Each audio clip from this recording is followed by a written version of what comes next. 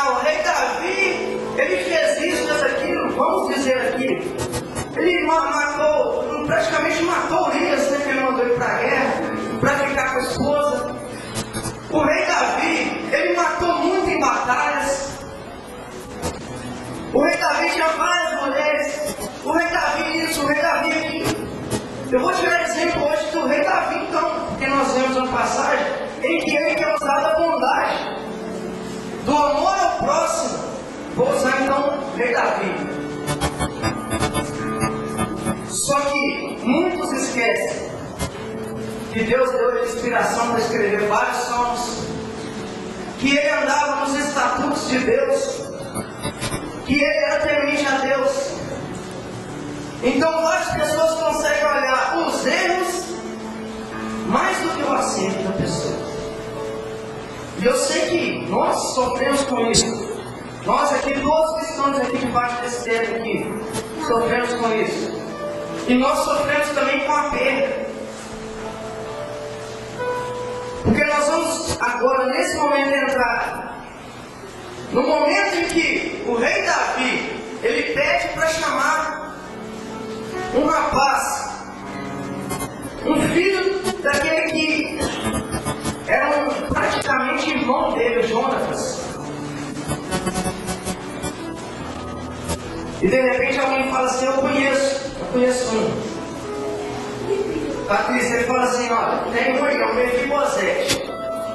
Ele é aleijado, manco das pernas, as duas pernas. Olha, para quem não conhece o Mefibosete na Bíblia aqui, com poucos anos de idade, ele tomou um tombo. Logo na época da batalha lá, eles foram fugir com ele, ele tomou um tombo. E ele ficou aleijado das duas pernas, ficou sem poder andar. E o que acontece? Eles correram com ele, o exército perdeu a batalha e eles levaram ele para Lodebar, uma cidade.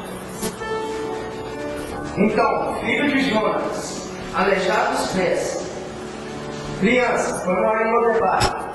E Lodebar, gente, é um lugar onde praticamente ficava o restolho humano naquela época. É onde todo mundo que ia para lá era derrotado, é só derrotado que ali. É só os infelizes que iam para lá. Há um lugar onde só tinha tristeza. Onde só viviam os inúteis. E o rei manda chamar. Fala assim, olha, se tem alguém, chama. Quando a pessoa cita para ele que morava o Mefibosete ainda, filho de Jonas em Lodebar, que eles foram chamar ele para conversar com o rei Davi, eu vou parar aqui um pouquinho. Nós vamos voltar daqui a pouco onde nós paramos aqui. Mas primeiramente eu quero falar com a igreja. Será que algum dia nós moramos? Eu já morei um dia em Lodebar. Vou dar um exemplo por mim então. Começar de mim. Pastor Henrique, vou começar de mim agora. Eu já morei, pastor Henrique, em Lodebar um dia. Mas será que algum de nós aqui está pelo menos passando por Lodebar nesse momento, a dificuldade grande? Eu creio que não é porque às vezes nós queremos, mas se nós estivermos passando nesse momento.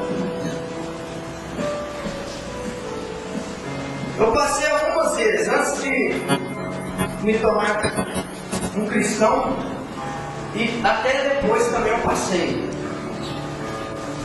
E não é fácil. Alguns irmãos aqui eu já conversei várias vezes sobre isso. Mas só que nesta noite é a noite da restituição do Senhor Jesus na sua vida. Amém? Você vai tomar posse disso nesta noite? Vai ser a noite da restituição. Porque na realidade, irmãos, quando eu olhei a escala da igreja aqui, via como está, até poucos dias nós estávamos em espírito de preparação da mensagem, daquilo que Deus queria mostrar para nós. Eu não ia falar nada sobre isso ainda. Eu ia falar de um outro assunto,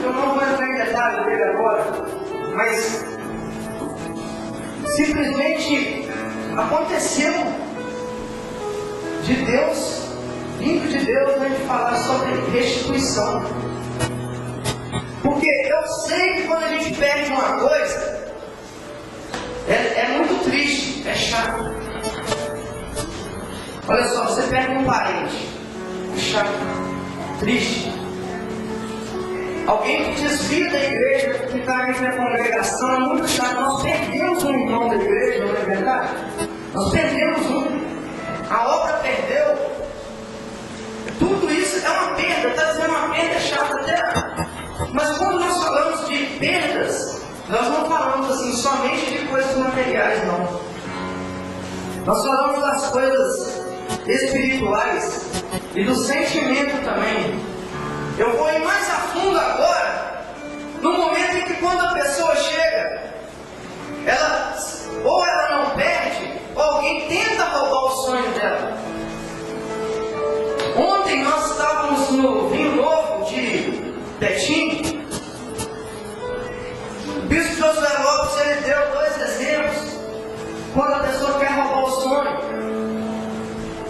Um exemplo ele deu até foi de mim mesmo, quando eu era novo convertido e alguém tentou me tirar dentro da congregação, dentro da visão, vamos dizer assim, dizendo que são servos de Deus, tentou me desviar da palavra, né? Porque se me escandalizando, ele tentou me desviar. Ele deu um exemplo do missionário Leonardo, também, mesma coisa, que alguém chegou e tentou matar os sonhos dele. E eu vou te perguntar nesta noite, se alguém já tentou matar seu sonho, ou tentou roubar a sua felicidade. Aí você diz para você mesmo, no seu coração, se isso aconteceu um dia, e você vai, pensa assim, eu sou um pequeno homem, a igreja toda pensa, comigo também, junto comigo, nós somos pequenos homens, né? E mulheres, pequenos homens, pequenas mulheres, mas nós temos um grande Deus e Ele está olhando por nós nesse momento.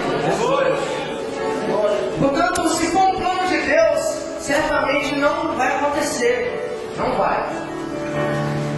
Por isso que Ele reservou essa noite, Ele está caindo uma chuva ali gostosa ali fora, para que a sua vida seja restituída aquilo que foi roubado.